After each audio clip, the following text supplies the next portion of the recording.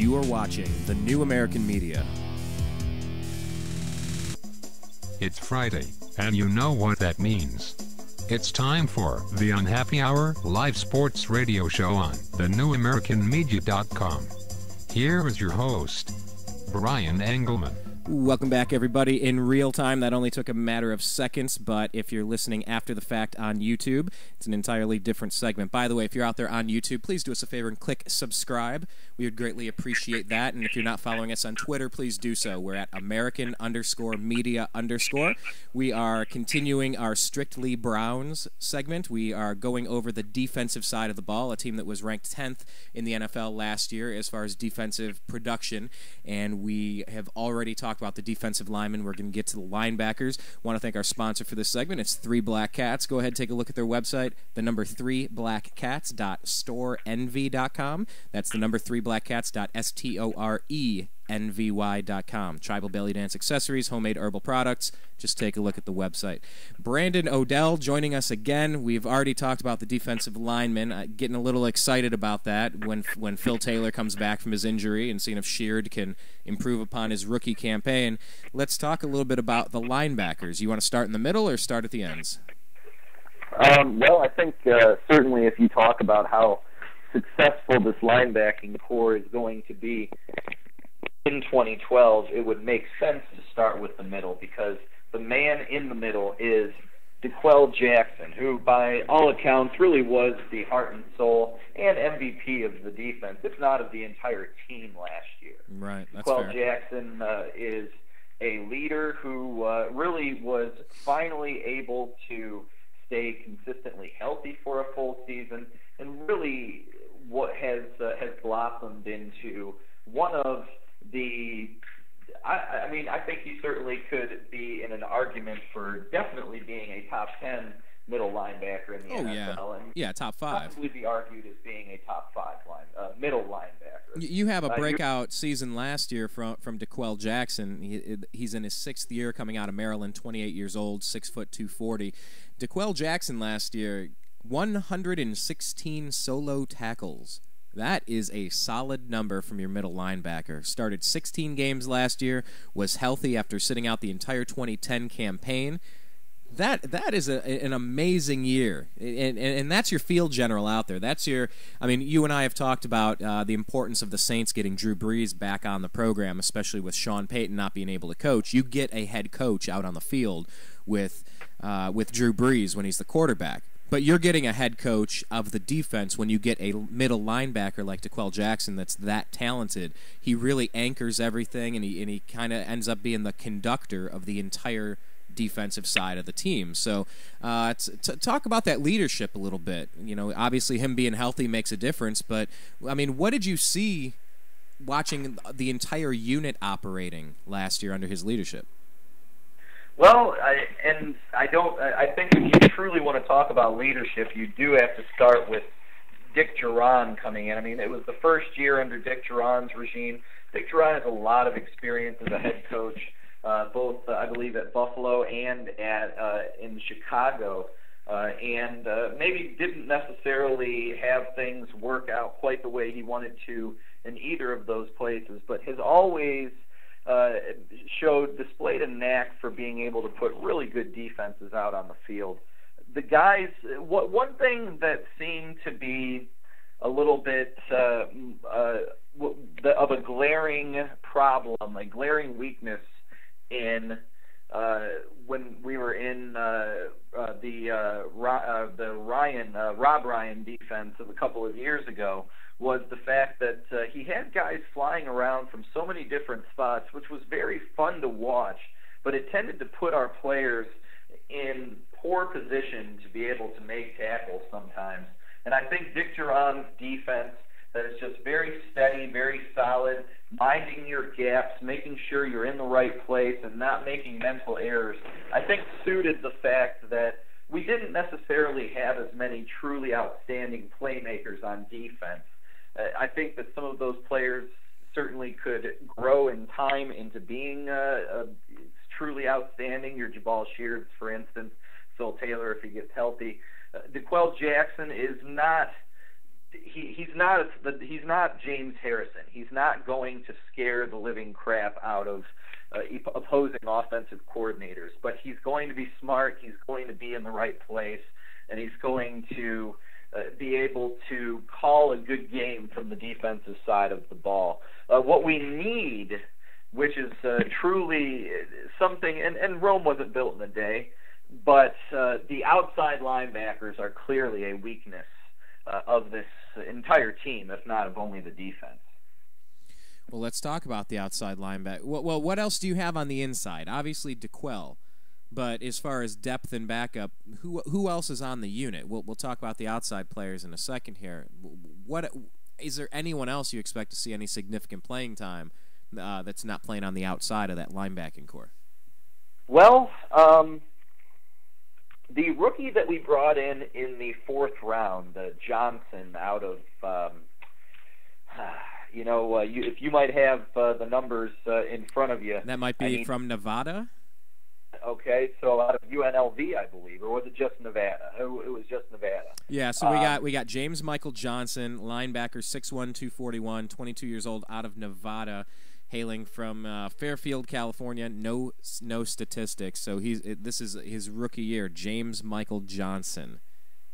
He's supposed to be an absolute stud, and a lot of people are saying that he was a really underrated draft pick that they got this year. He's going to be there to provide some real quality depth for DeQuell Jackson.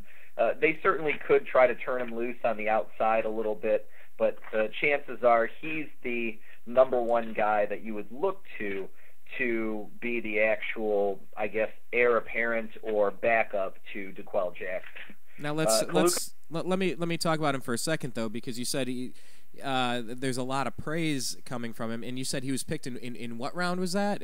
How does a player that has such clout, so many high regards, how do they slip so far? Is it just size? Is it work ethic? Is it off the field issues? How did he slide so far in the draft if he had such an upside?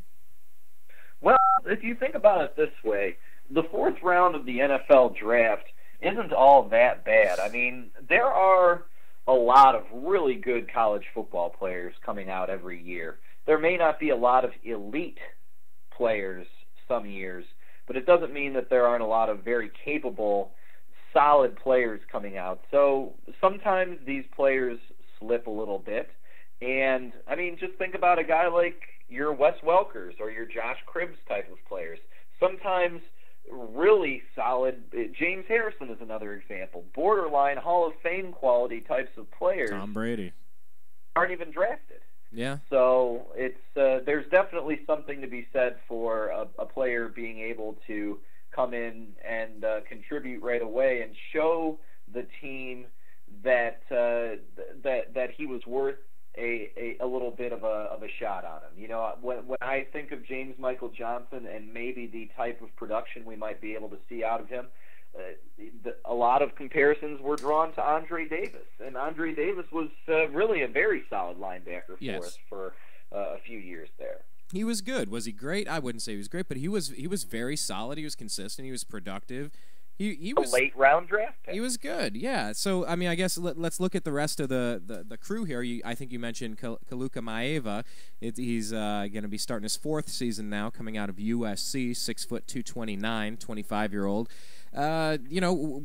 What are we supposed to make of Kaluka Maeva? I mean, in 2010. Not a whole lot happened, only played in 2 games. But, a lot of practice, a lot of games, 16 games in 2009, started 3 of them. Doubled that, started 6 games in 2011 with 29 solos, 5 assists, 1 forced fumble. Not a ton of production. I don't know, talk about him in general. He's a special teams guy, and that's what he was really brought in for when they drafted him, and he still does provide depth and provides solid special teams play. But his size, like what you said, 6 foot 229. Not many NFL starting linebackers, especially from the outside, are that small, and it's really hard to compete with some of those larger offensive linemen, those guards, those tackles that you have to take on that maybe outweigh you by over 100 pounds. And so he's a backup, and that's what they like him as, and he's going to provide solid depth and leadership on special teams. They also drafted Emmanuel Acho out of Texas, brother of Sam Acho, who is also in the NFL. He wasn't as highly touted as his older brother, was drafted in the 6th round by the Browns.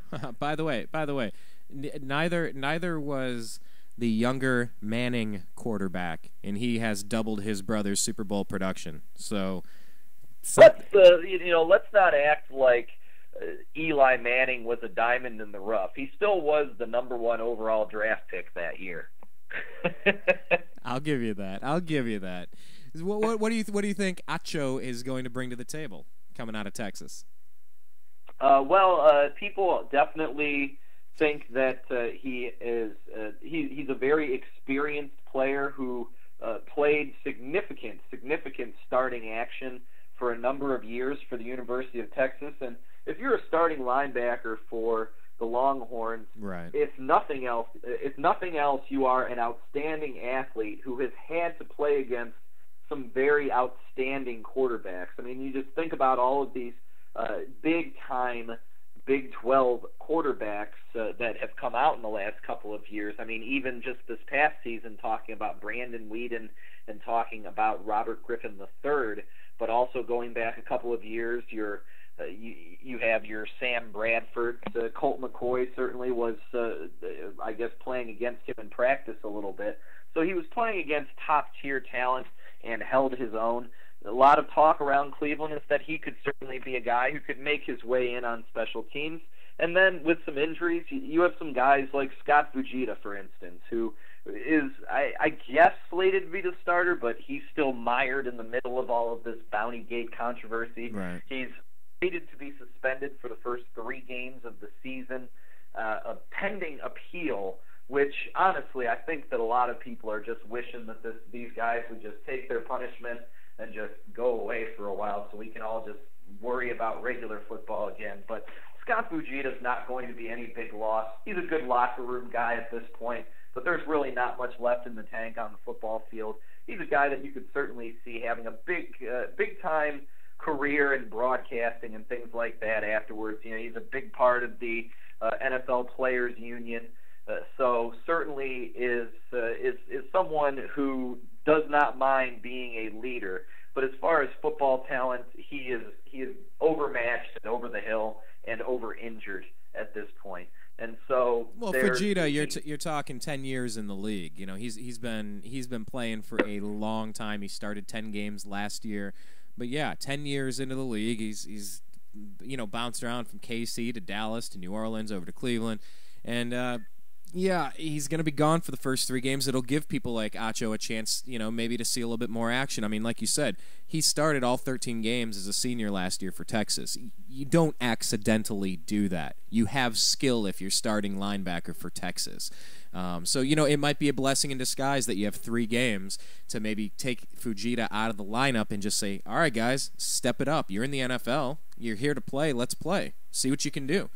So maybe that might be a blessing in disguise. And then when Fujita comes back, you still have that locker room guy. You have a little bit more depth. You have a little bit of teaching on the fly, learning by watching, learning by doing. So, yeah, I mean, it's interesting to see how that's going to play out. And this whole Bounty Gate thing has dragged on and dragged on and dragged on. It's like we can't get out of the story. But so that's what we're getting out of Fujita. That's what we might be expecting out of Acho. What else do we have as far as linebackers that we might be expecting to see something from this season? Well, I mean, I guess it's kind of thin pickings there. Chris Gokong, a solid player, but not a superstar. He actually played a lot better when they moved him over to Scott Fujita's side as the strong side linebacker, and had some of his biggest games of the season. If you remember against Pittsburgh late in the season, he was basically single-handedly responsible for a goal line stand where he stopped Rashard Mendenhall 3 plays in a row on the half-a-yard line and kept the Steelers out of the end zone. Actually gave the Browns a chance to win that game. believe they ended up losing it because of just a number of boneheaded plays, but Phil Taylor, I believe, jumped off sides to give the Browns to deny the Browns that one last chance they would have had, and Pittsburgh was able to run out the clock. Yeah, that kind of summed up the season for the Browns, because a lot of those games, yes, they were blown out a couple of times where it wasn't even competitive, but a lot of those games last year with the Cleveland Browns, the defense, the 10th ranked defense in the NFL, they kept the team in it. There was a chance to win that game in the fourth quarter. They were close, even with all of the struggles they had on offense. And it wasn't just Colt McCoy, people. This was the offensive line, the receivers dropping passes, the head coach not calling good plays, the team not having the full offseason to get practiced, a lot of things. But, yeah, that defense kept the Browns in a lot of games. Gokong last year started 16 out of 16, 49 solos, 3.5 sacks. One fumble recovery and 2 forced fumbles. He gave you production. Absolutely. Was he a Pro Bowl player? Yeah, but he was solid. So go ahead.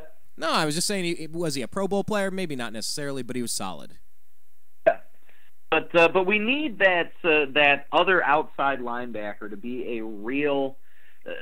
Someone that really scares the defense. That guy. And certainly, I'm not advocating having someone as hated as James Harrison, but I'll tell you what, the players fear James Harrison, and that's the type of player that we need there at outside linebacker, someone that truly scares not just offensive coordinators, but the actual other players out there on the field that they see, for example, what happened to Muhammad Massaquoi or Colt McCoy or Josh Cribbs. James Harrison tears people's heads off, and it's easy to hate that player when he plays on another team, but when you have that in your own arsenal, that's something that is hard to find in the NFL. There are only a few guys that truly have as fearsome of a reputation as what James Harrison has, and it would be great if we could find that enforcer, that player that truly scares opposing offenses. Well, let me ask you. This might be a good point to bring this up. What happened to that guy that we drafted at linebacker out of Ohio State who retired, Andrew Sweat? What was the story with him? He was brought in as an undrafted free agent, and basically he just decided that he didn't want to play football anymore. He's a very intelligent young man. I believe that he was accepted to law school, and so he has decided to go that route instead. What I read about him, he graduated from Ohio State with very, very high honors, so certainly is someone who was able to make a mark in college and has decided that he would be able to make a better mark in another route than playing in the NFL. And at least for that, you can say, hey, tip your cap to him. He's doing it now rather than chasing the dream that a lot of players do that unfortunately never comes for them. Well, then, if that pretty much rounds out what we may expect to see out of the linebacking core, is it safe to say that outside backer is going to be a position that we might be looking for upgrades at, or some unsung hero to just emerge out of training camp, or might that be an area of concern as the year progresses? Definitely an area of concern. So we'll see how things go. Marcus Bernard, he is back from injury. He's someone that is kind of a tweener. Whether he is coming in on pass rushing downs from a defensive end position or even sometimes being lined up as an outside linebacker. I think they like him a little bit better at end, but certainly someone that you can see kind of out there in the linebacking core as well. Yeah, Bernard, they got him listed as a defensive lineman, which could be, defensive end, or, some of those are hybrid positions where the ends end up playing a little backer. The backers go up and line up, the three-point stance sometimes. But yeah, Bernard, let's not forget. He had a really productive 2010 season with 7.5 sacks. He led the team in sacks that year. He was all over the place, and he only started 2 games, so he was being plugged and played and just being sent. And you did get production. Situational pass rusher, what they like him as. He's the Evan Moore of the defense. Oh, wait, you mean the guy that gets signed to the deal and then you don't hear from him again? Evan Moore was looking really good in preseason, and then he just, I don't know, fell off the radar, it seemed like. But, yeah, I mean, Bernard has not played a lot. In 2009, he did not play a lot, and then last season, 4 games, 3 tackles, half a sack. I mean, not a lot going on there. So if he's coming back this year, I know that kid can play. Maybe if it's in the right system, we might be able to get some more. We know we can rush the passer. I mean, maybe he could be that outside threat. Maybe. I don't know. We'll see. Here's something to think about as well. Yeah. The Browns displayed a lot of confidence in Marcus Bernard, because I don't know if the audience out there knows this, but he was injured pretty severely in a motorcycle accident, speeding on the freeway. I believe it was either to or from practice maybe after the 4th game of the year, and it was a really reckless act on his part that got him into the accident. And the Browns very easily could have just cut him because of the fact that there was the reckless ops or whatever on his account that caused the accident. They could have cut him and not paid him during his injury time. It would have been very easy for them to be able to claim that he violated his contract. But they didn't. They stuck by him. They made sure he got the help that he needed, and he has displayed a lot of gratitude to the Browns organization for standing behind him. And so now is the season for him to be able to go out there and say, hey, look, you guys stood behind me. I'm going to make something happen for you. Well, I'll tell you what, it sure would be nice to see all these pieces come back healthy, on the same page with the full off season, a couple of young draft picks, and just really see a revamped Cleveland Browns team. And I got to tell you, Brandon, I'm getting that feeling that this is a team turning the corner, that this is a team that's going to come out and really start punching people in the face this year. Like I'm the eternal optimist when it comes to the Browns. You know that. We always have our preseason predictions, and mine is the same. Every single year, I predict 16-0 regular season, undefeated in the playoffs, win the Super Bowl.